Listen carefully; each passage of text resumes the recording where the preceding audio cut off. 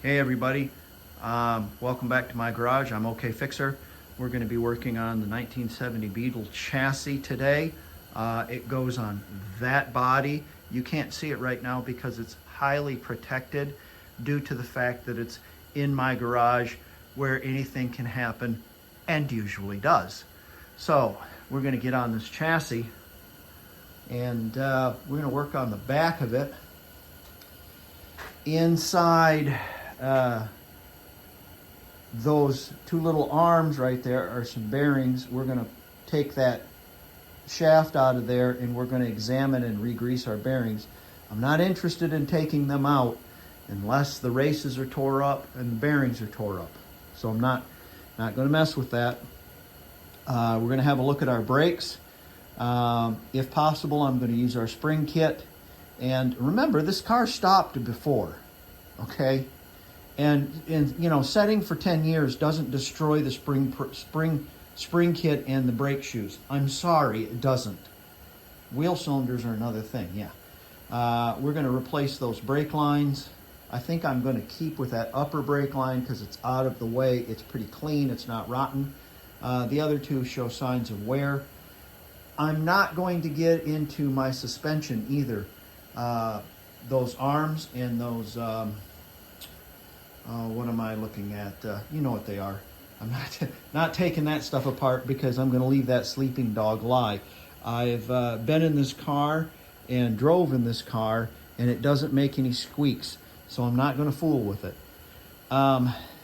Need to clean up all this rail and paint it. We're missing a O-ring there for the fuel line. Let's see what else. That's pretty much it. I got shock absorbers for the back, so if we get cleaned up, we'll put shocks on it. Non-gas shocks, oil shocks. I've got a whole bunch of parts for the shift. I got shift bushings, and I got sway arm bushings and shocks for the front, and I got cables for the heater. And also we need to weld, I didn't do that, where these are coming out right here. These are our exits for our cables to open and close our flaps to bring the air from back here up front. I have to weld in the pipes, and I saved them off the old pan. So we'll weld those on as well. All right, let's get rolling. I will try to stay out of your way. Incidentally, this is the handiest little jack. It's so nice. It came out of an old Ford van, and I just used a cut-off screwdriver with a drill to run it up and down. It's good for light work, and you're not using that giant floor jack, and it's pretty handy. So yeah, let's have a look under here. See, might want to leave that on there for leverage for right now. Not a very cold day out, but I have the heat on in here, and it's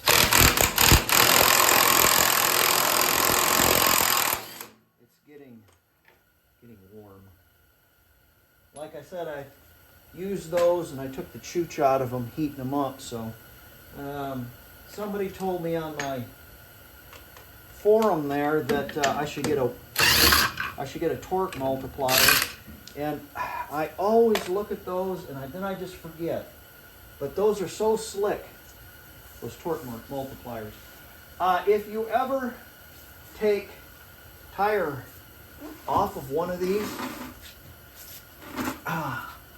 if you stick the rim underneath the shock mount there, if you bump that jack, it'll come down. It won't crush your feet or smash stuff. So you put that underneath there. Let's see how this is going to come off of there. Well, doesn't look like it's going to. Okay, I'm going to have to back these adjusters off. So give me a minute and let me back those adjusters off. If you do brake adjustments on your Volkswagen, get yourself a 3x5 note card and mark it front and back, left and right. and then up and down as far as your adjustments are. And then it's a no-brainer. You don't have to think. Every time I get underneath one of these, I'm like, geez, which way do you have to go? This way, that way, whatever. I used to write little arrows in whiteout on them. But if I get out my brake adjustment card out of my glove box, I just lay it down. Yup. Okay, there you go. And then you don't have to think. Anyways, got that backed off a little bit. And there we go.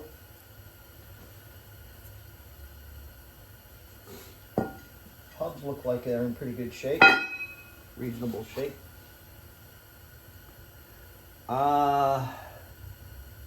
Your brake shoes, they're not too bad. We're probably going to use those again. You can do one side and then go across on the other to look at it and see exactly how the parking brake and whatnot is configured if you took it off. Or you can take a photograph, you know. Nowadays you can take photographs, and you know, when I was a kid, a photograph was something special. Hey, let's get the camera and take a photograph. Now everybody's got them on their phones, you know. Well, and that even dates me. Of course you've got photographs on your phones. We've had them for 20 years. Yeah, I know. Yeah, it's a strange new world we live in, isn't it? Okay, let's save all this hardware. Let me get this taken off. We're going to take this cap off right here.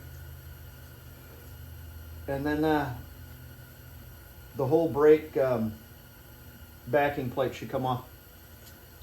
If you look at this, it's got some pretty bad rust in it. So, of course, I'm going to reuse this remake a brake line for it. Try not to break or twist your brake lines when you take them off, because then you can make an exact copy using this as a template. So let's get all that stuff off of there, and I'll be right back. Well, I had it in my hands. There it is. That's it right there. You can clamp a 17 on that rubber line, and it will help you hold it still. If you look at this, this still has brake fluid in it, and it's relatively clean. Save that line for, we're going to make one like it. And our wheel cylinder is not locked up, but it's really bad as far as it's leaking really bad. So, of course, I'm going to replace that. Okay, got our axle, or got our nut off. Everything's good. We can drive that shaft out of there now.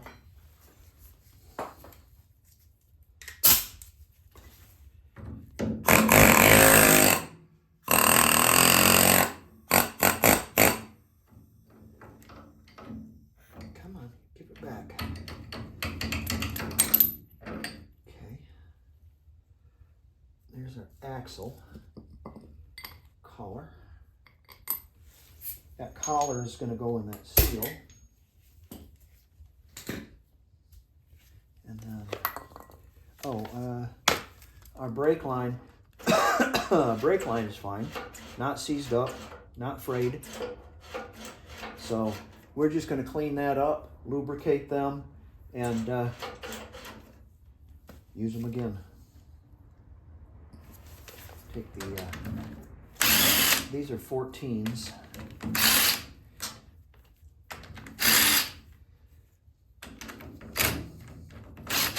One adjustment screw is all the way out, the other one's all the way in, and both of them are seized. So we'll have to fix that. There's our screws. Give this little tap.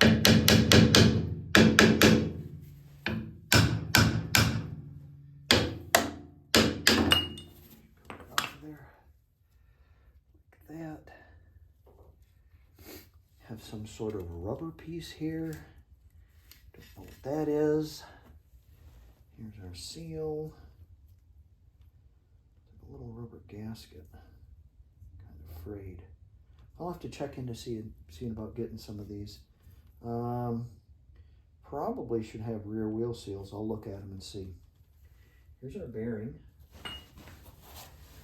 And here's our race. And if you look at our race, very nice and clean. I don't expect any problems because the seals aren't leaking. It's greased. And the bearings look really nice. Now, there's another in the center here. Another, like a little deal that the shaft rides in. So let's have a look at the back one here.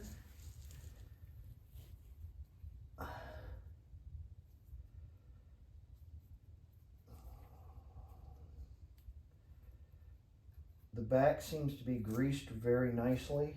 I'm sorry you can't see it. And what I'm just going to do is I'm just going to clean these up and repack them with grease.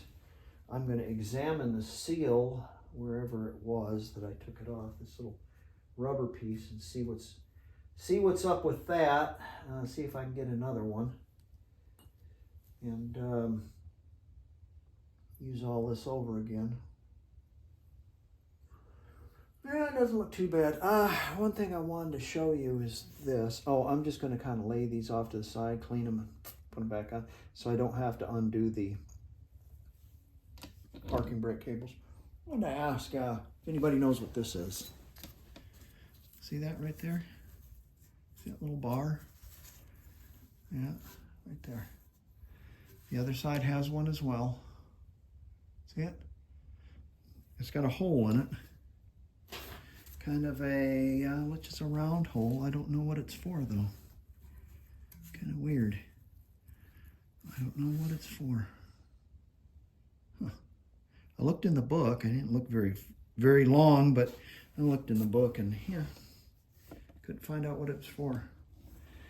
All right, let's quit cleaning up stuff, and I need to do some investigation on that too.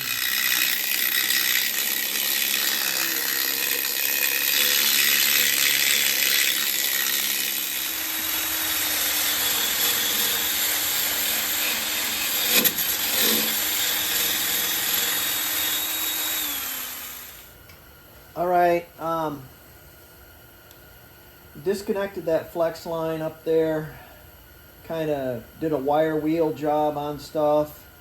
I ground all that paint in with the wire wheel really good. Did a needle scale on that. Cleaned out the bearings. I have them packed. You can get in this back bearing here after you clean it out. You don't have to take it out if it's, here's the deal. Did it have grease in it before? Yeah. Did it make any noise? No. Okay, it's probably fine. Sticking grease in it isn't going to hurt it. I know it's not the way you do it, but it's the way I do it. And you can get in between each of those rollers with this needle, and you can put a little pump of grease on it, and then give it a spin in the back, and it'll grease that bearing. Is it better than nothing? Yes, absolutely. Like I said, it's not what you would do, but okay, it's what I'm doing. I'm just looking for function right now. I don't want to spend a bunch of money on this. I've already spent a bunch of money on this. I'm trying to be as frugal as I can. And while you're saying, well, brakes are really important and you got to have, I agree with you. That's why I put new flex lines on it, new metal lines and new wheel cylinders. But, brake shoes and stuff like that, if they're still good, look, when you put brake shoes on a car, you go buy it, brand new parts for it, and you put all those new parts on it, right? And you drive it around for 5,000 miles. Okay, are those brake shoes and springs and clips and da-da-da, are they not used? Yeah. Okay. Since they're used, how come they're still stopping the car? So, yeah, you know. And you ever do a brake inspection on your car? Yeah, my pads will go a little bit farther. Oh no, you'll never stop again. So it's that kind of thing. All right. This has got a little clip on the brake line right here. It clips on the side there. This is going to go back up there. There's a seal here that goes behind it. And I'm going to paint that with a little Permatex. And we're going to use that seal over again. It's just a water seal. It's not a grease seal. The grease seals on these caps. First thing when I opened this thing up, there wasn't grease all over the place. They're still supple. They're not cracked. I'm just using them over again. So, all right, let me get this thing together, and yeah.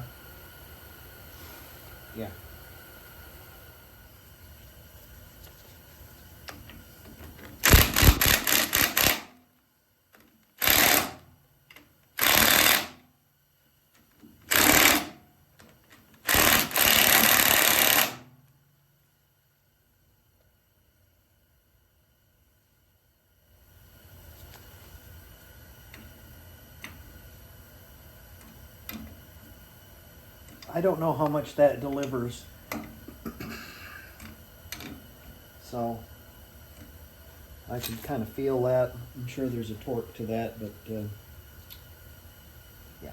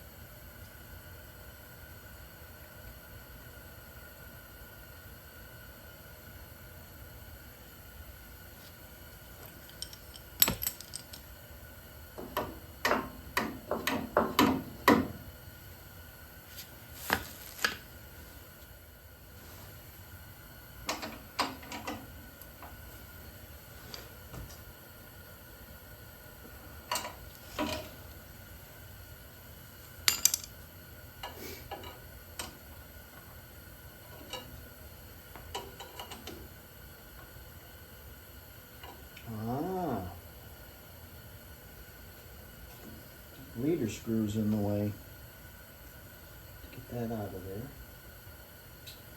I am going to need to use 8mm. Let's see if I can find one.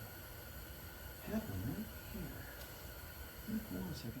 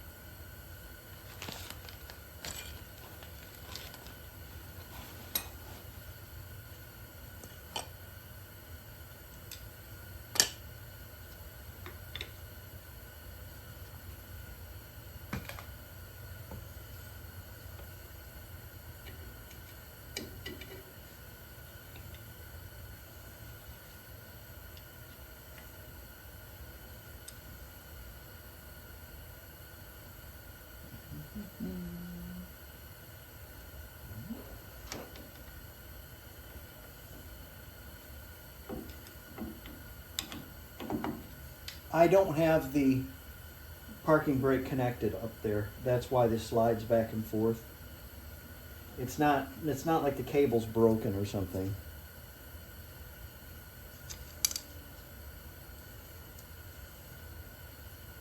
Not that you guys can even see what I'm doing.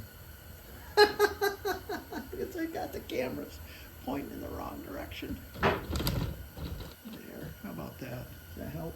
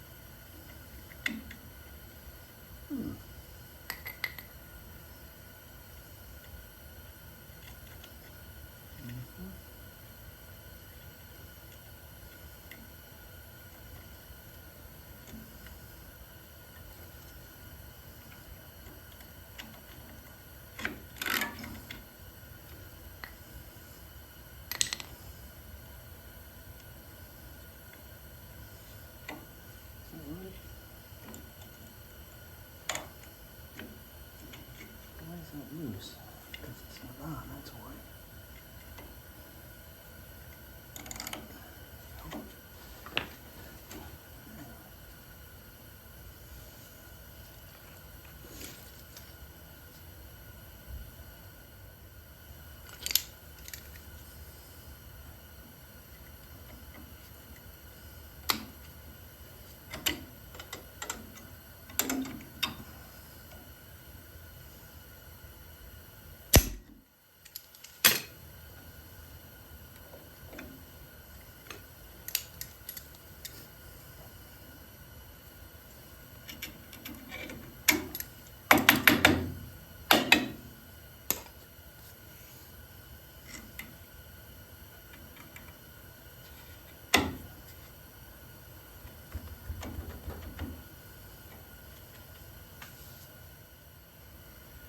The shaft is a little conical end on it, and so the back bearing spacer or the bushing has a little conical end on it also, so they have to match up.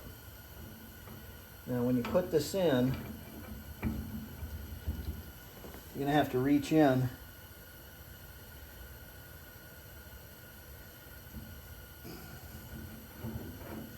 and get that spacer in between there.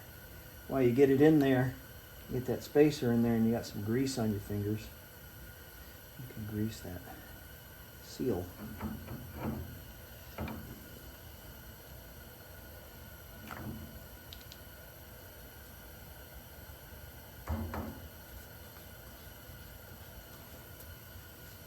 Now, this spacer here has a little conical end on it also, and it goes inwards.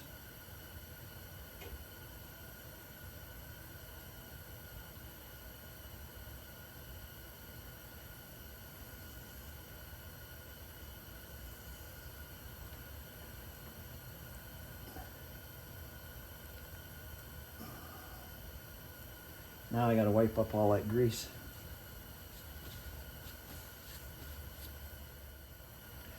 This drum says Fuca, F-U-C-A, on the inside of it. I believe it to be Brazilian, or Fusa.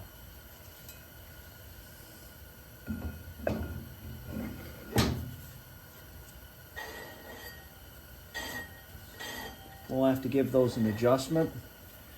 Step on the brakes and it'll set them a lot, you know, it'll even them out. Oh, one thing I forgot to show you. Your shoes only go in there one way. They go straight here because they go into the wheel cylinder straight, but into the adjusters, which I freed up and greased with some Never Sees. They go in there kind of slanted, but there's a slanted cut to those. So that should be correct.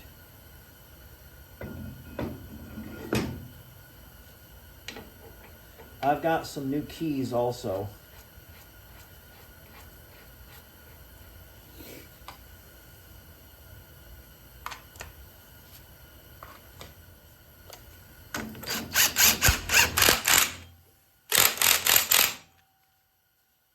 Of course, I'll have to torque those, put new pins in them. But there you go. There's one side done. Now let's go do the other side. I've got both sides done. I had a problem with this wheel because the brake shoes were down to nothing on this side, so I bought a new set of brake shoes. I'll have to take everything back apart again and put brake shoes on it, but that's not a problem. You don't know until you know. We're going to take this shift coupler apart. We got new shift coupler bushings for it. I'm pretty sure there's not even a shift rod bushing in there the way it clanks around. Take the shift rod out and have a look at it. I took the pedal set off because I had to take and push my clutch and my my throttle cable all the way back so I could, anyways. Okay, so the next thing what we're going to do is we're going to work on that shift coupler. I also have the two pieces of tubing that go for the cable that operates the flaps for the air to come out underneath the seat or go up through the heater channel and defroster. So we'll work on that today as well, weld those in place. I just got to find them. Aha, I found them. I know what you're thinking, but trust me, in there somewhere is two usable tubes we can weld to that floor pan. Trust me. Okay, here are the bushings that we're going to replace, there and there. And then this is the shift bushing, and it's up front. So I'll show you that in a second. What you're going to need to do this is something to hold this. It's kind of an odd affair. It's like a big wood screw. Kind of odd. So you're going to want something to hold onto that. And an 8mm. Right here.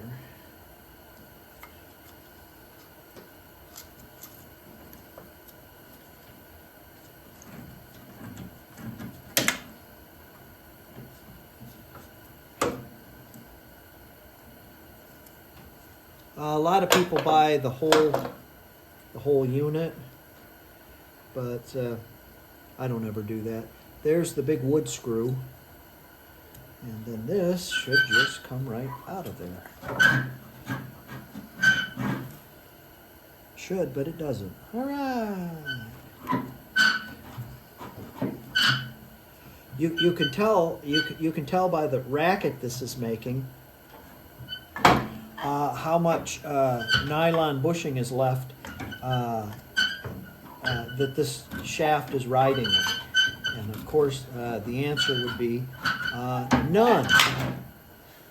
All right, let me look at that, see exactly what's going on there.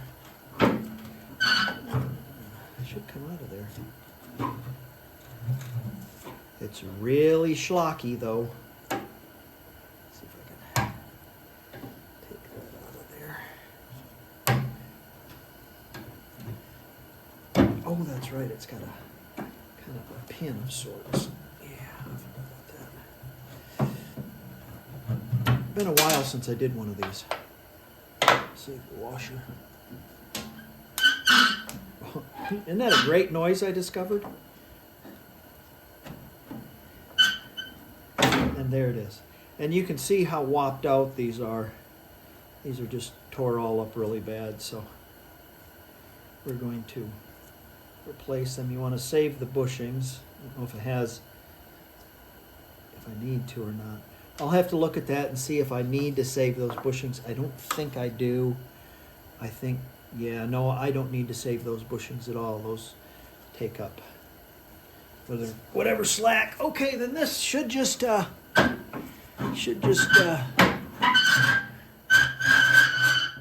move forward. I love that noise. Isn't that the greatest noise ever? Isn't that wonderful? So,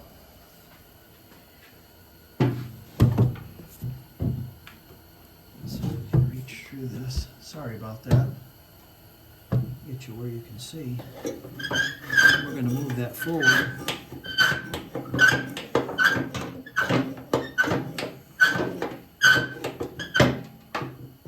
Probably right about there.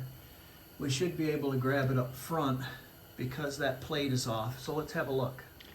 Got that pushed all the way to the front. I can't quite get my hand in there, but I can get a hold of it. There we go. I got a hold of it. Now see if it. There she is.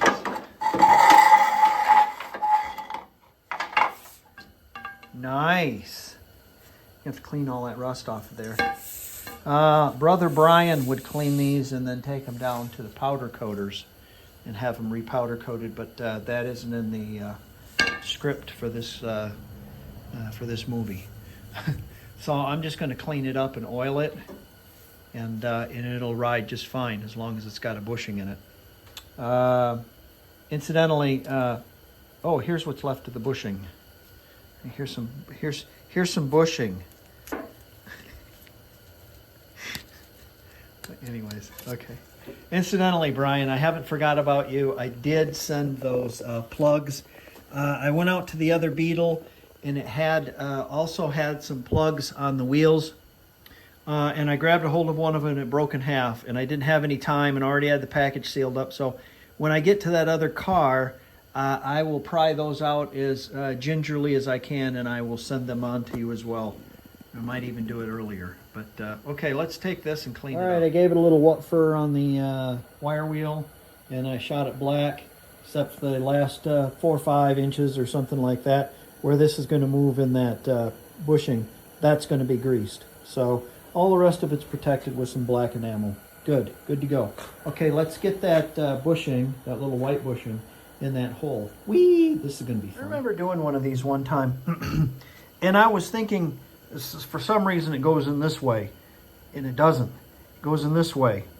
And there's a little ring, or there was a little ring left on the end of that shift rod, and it goes up in this first section like this. You can just kind of squeeze this and collapse it and put it in there. And then this portion right here, this little groove, it goes in that little ring, and if you just push it in, it'll clip in place. It's pretty simple, and I was goofing around trying to put it in backwards or something. I can't remember. It was something else. Okay, let me get that in there. I don't think I can do it on the camera, that's for sure. All right, to keep you from having to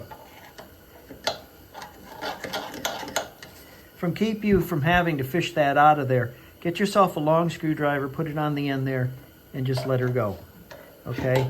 And then with another screwdriver, you can just kind of push it in place and clip it in place.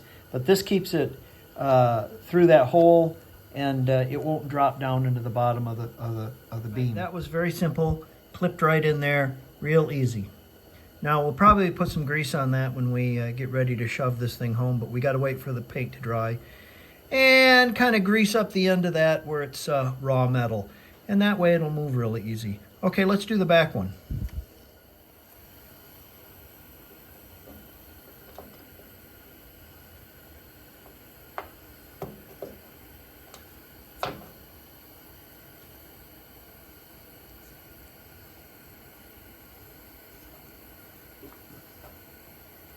Okay, we're done. I need to clean that up out of there. There's a whole bunch of crap in there. All right, clean this up out. There's a hole right there, and there's a rubber plug that goes in it, so I'm gonna have to buy that. I need to figure out which plugs I'm missing at the bottom. Brian sent me heater channel plugs, so I don't need those. And I have these little rubber ends also, so we're good there. Just got to figure out what I need. But that can be later on because that goes up through the bottom, so not a problem. Okay, which of these fit which? Well, let's see what we got here.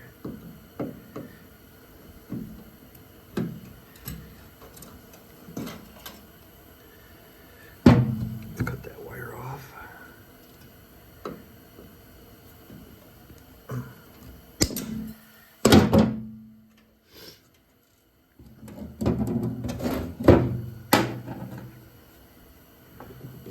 It has a little lip. It has a little lip. It kind of goes over that. So probably, guessing that would be there. Goes right about there. I think if I just have them even, like straight, I think it'd be fine.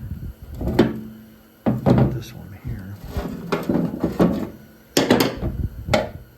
I'm guessing that this still has steel on it, so is it going to be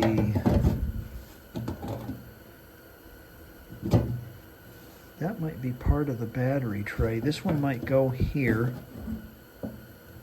I think this one goes here because that right there is part of the battery hold down. There should be I would think there'd be a hole there for the, maybe not, but that's part of the battery hold down.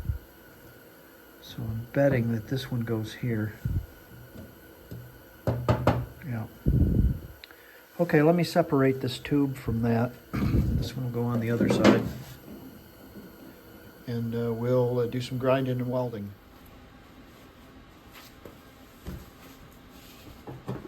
Want to make sure that this tube is clean. It's just full of grease, so it'll be fun to weld, because there's nothing worse than getting this all up there and then you can't get your, yeah, it's great. I kind of ground this out around here so it fits a little bit better, fits a little nicer. And I'm going to square it up right here. I'm going to take a washer and I'm going to put underneath this, and I'll tell you why. It's because I can weld off from the washer instead of welding off from this, which is very thin, and the floor pan, which is also very thin. So that way I won't put holes in it. I've got my welder turned down a little bit, not really high.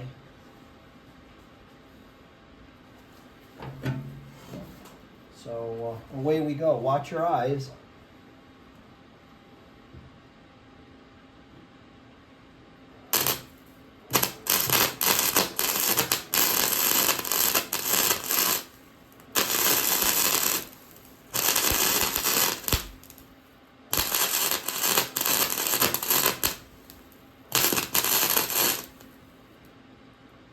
Okay, so I've welded the washer to the floor pan. Now I can weld the tube to the washer.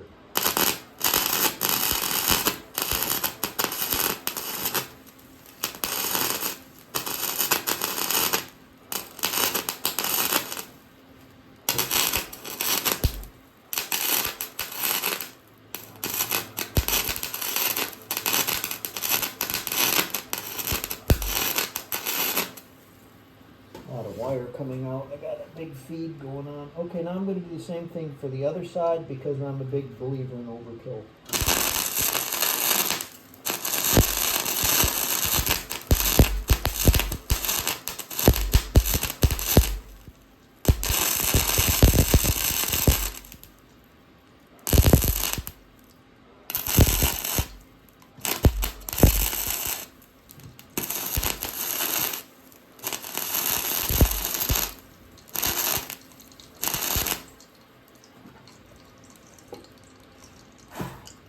Oh, that looks like crap, but it'll work just fine. It's full of grease, and it's kind of cooking off. We'll let that cool down. I need to turn the wire feed down on my welder a little bit. It'll be all right. It's hidden anyways, and it's good and solid. Beautiful. Using the original piece. Not that it matters.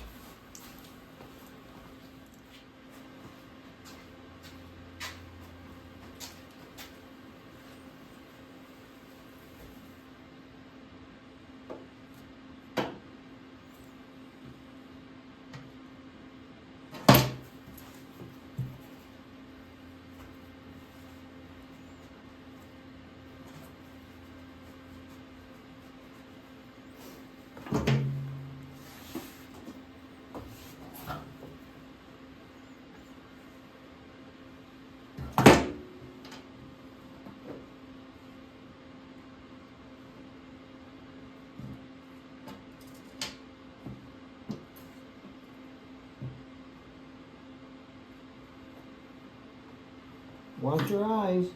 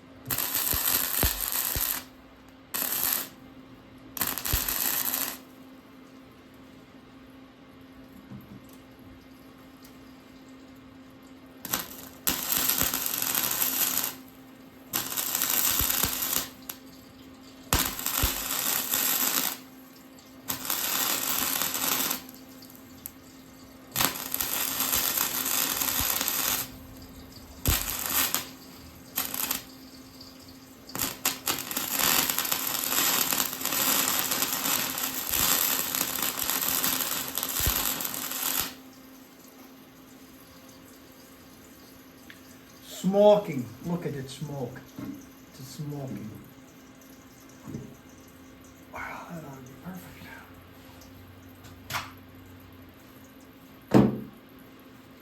I'm going to clean that up with the drill.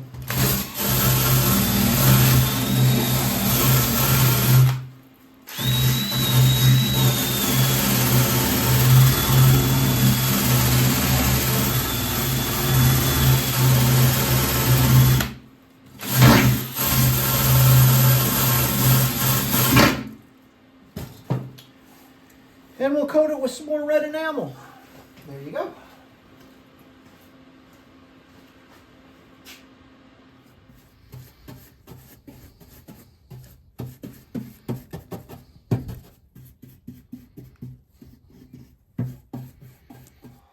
So here's a perfect example of reusing something. I have these shocks, these Midas shocks that were on the back. They were yellow. Are the rubbers good? Yeah. Are they like gas shocks? Well, they're not springing up. They're just oil shocks. Do they miss or skip? No. Okay, well, you know what I'm going to do? I'm going to paint these black and I'm going to put them back on the car. There isn't anything wrong with them. And realistically, they're probably better than the Cofat parts that you could buy from Brazil. So why not use them over again? It's a no-brainer. So I see a lot of people, they just take parts off and they just replace them and they don't ever examine them or look at them. Now the front ones, were gas shocks. So I'm replacing those because I don't have, you know, they aren't any good to me. They're gas shocks, and they're going to give the car a terrible ride. Volkswagen has to have a Beetle anyways. It has to have three things for a really good ride, for the correct ride, I should say. It has to have gas shocks. Excuse me. Has to have oil shocks, not gas shocks. Oil shocks.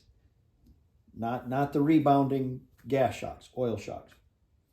Then it should have bias ply tires.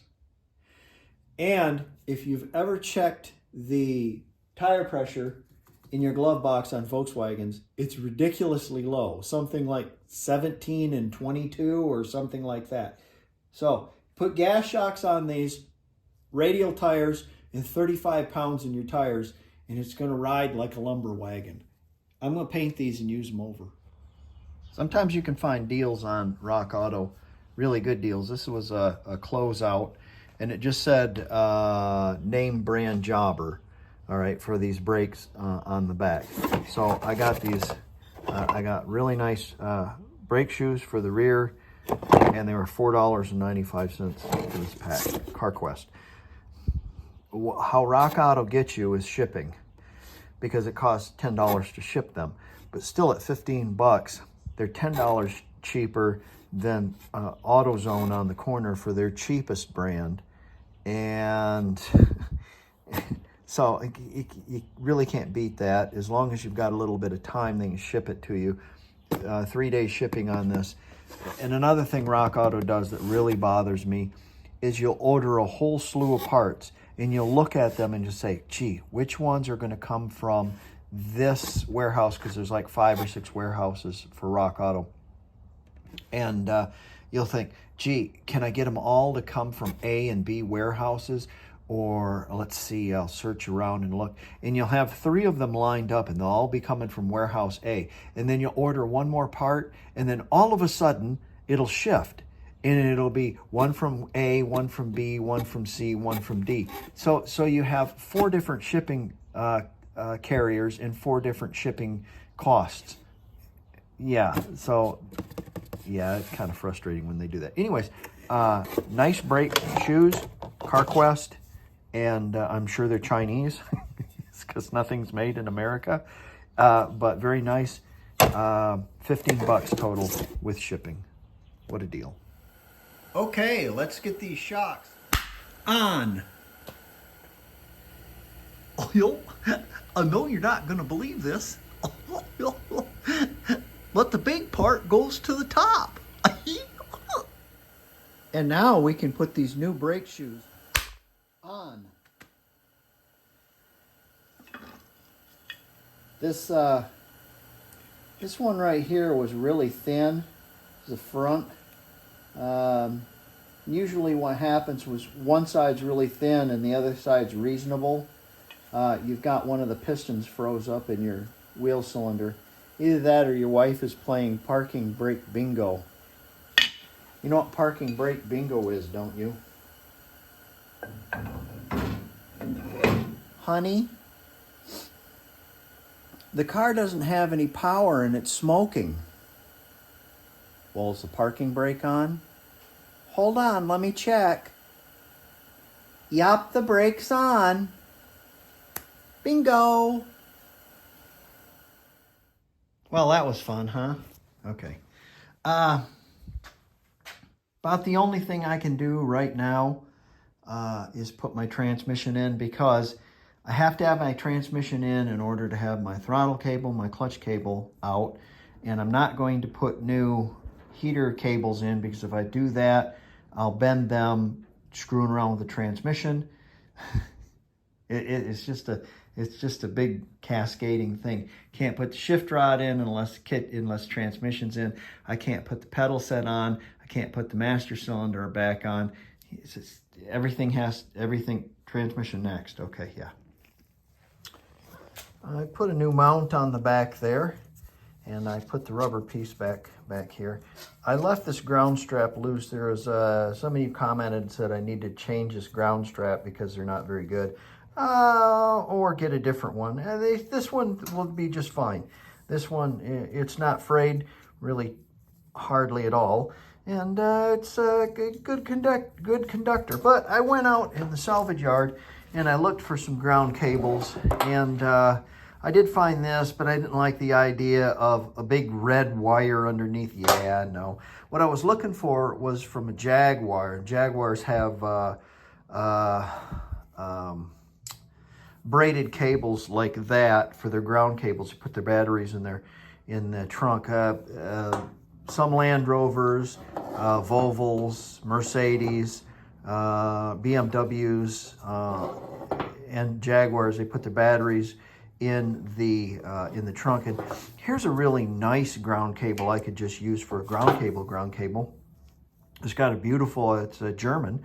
It's a German clamp, very nice looking. I'll probably use this for a ground cable. Here's a really heavy one.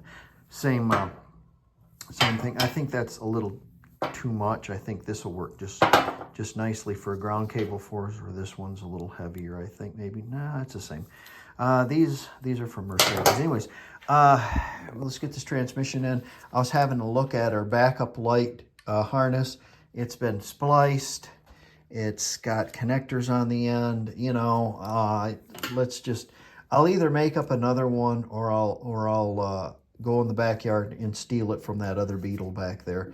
So let's get this in, and then we can find out where exactly that's going to go and tighten things up.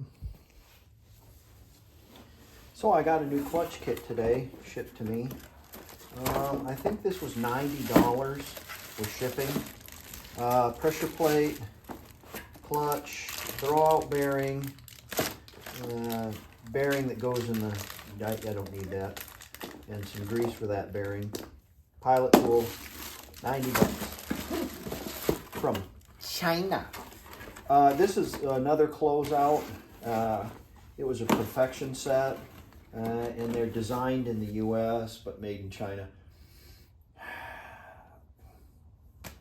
What kind of quality are you going to... I tell you what, if you buy the Saks brand, it's going to be Brazilian or Mexican. So, you know, what are you going to do? You can get a German... Look, man, I'm going to sell this car anyways. That's what it's for. Oh, wait a second.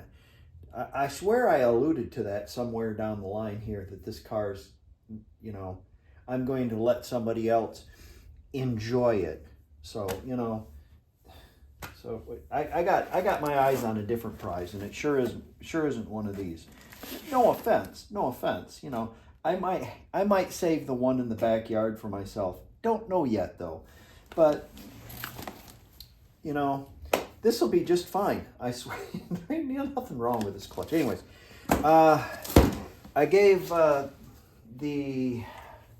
these were still good. The mounts are not cracked or broken. Somebody has replaced them before. I gave them a little wire brush and a what for with some spray paint. Same with the deal there. I've got a funny story to tell you, and I think you guys will all enjoy this, because you've probably all been in this situation before, and it has to do with the homeless or the people begging on the street and that kind of stuff.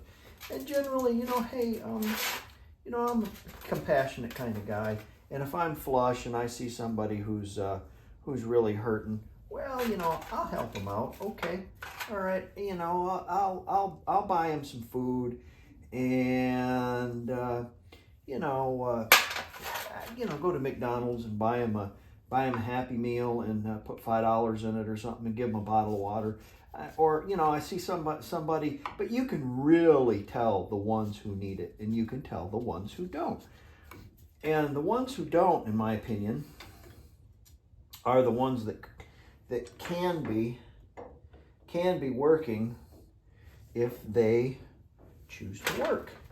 But most of them don't choose to work. Most of them, they just want to be bums. So if they just want to be bums, well, I really can't help them out any.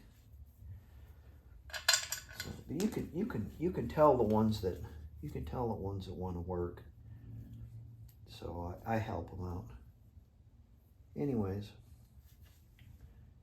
is that going to go like that?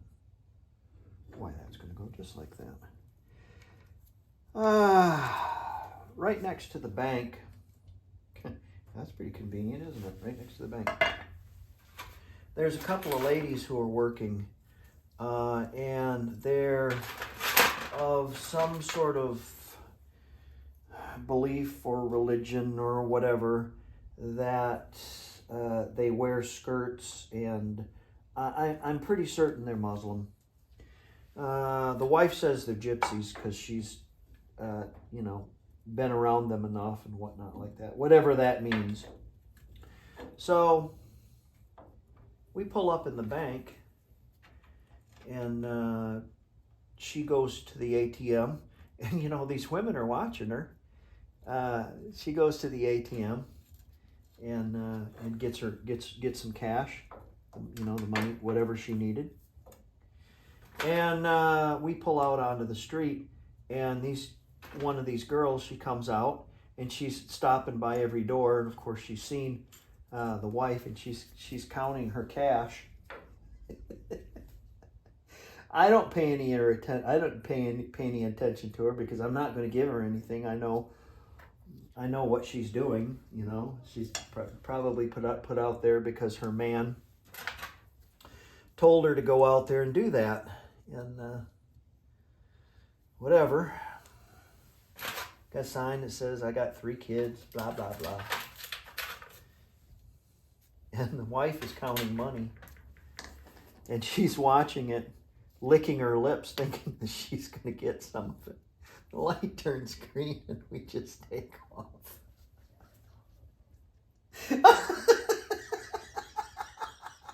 Sorry. It was fabulous. Isn't that terrible of me to be laughing like that? Yeah, I know. That's the way it is.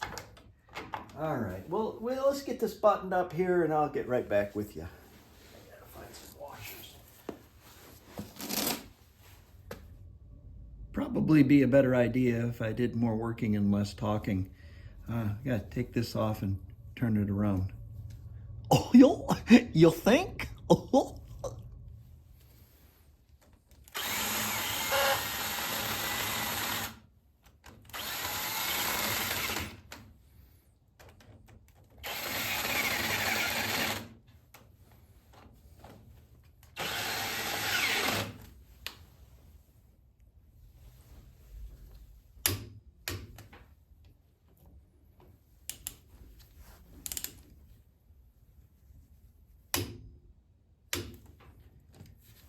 On your drive shaft flange screws, it's 57 Newton meters per hectare, or 25 foot-pounds.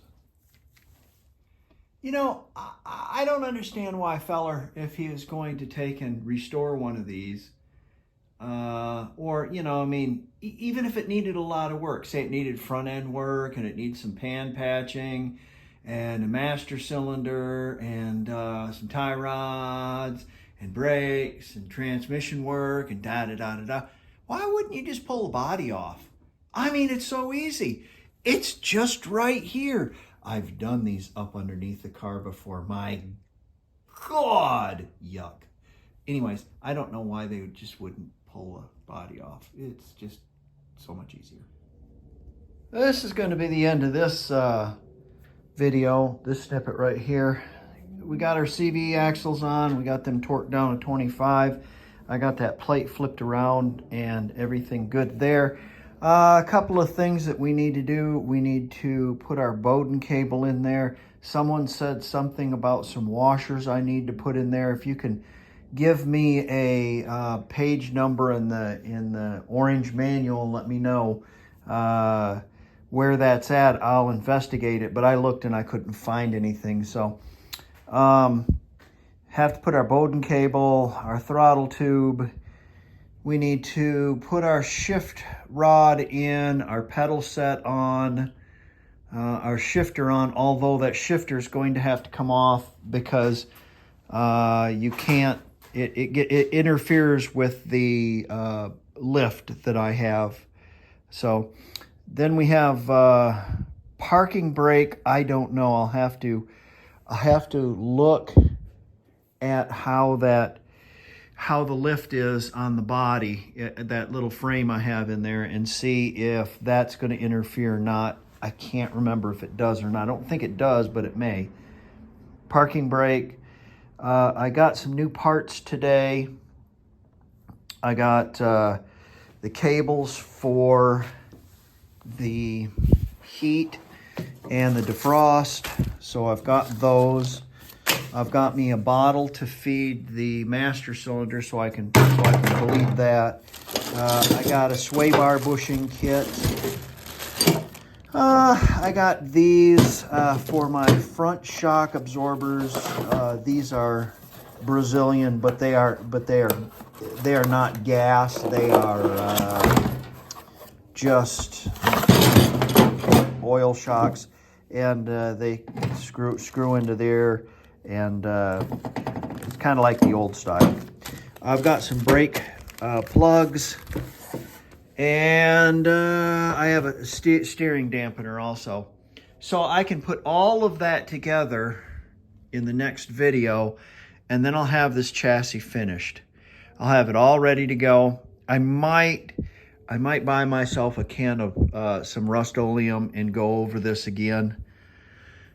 We'll see. The body has to have, there's one thing I'm missing for the body, and it's a tar pad for the back, for the firewall, the engine firewall. Got it ordered. It's on its way. And I have to put the rubber gaskets in around, and then I can put the engine in, and yeah. So this is probably second to the last on the chassis. The next video will have the completed chassis and engine, and we'll run it with the real carburetor, the correct carburetor. We'll run it a little bit, have to fill transmission again too, and I think about it. Have the brakes bled and adjusted, everything ready to set the body on. So we're coming along. It's come a long way, and I'm glad to see I have all the parts to finish this finally. And check out the next video, and we'll work on completing this project here, so then we can set the body on it. And until then, thanks for tuning in with me and wrenching with me. See you guys later. Bye.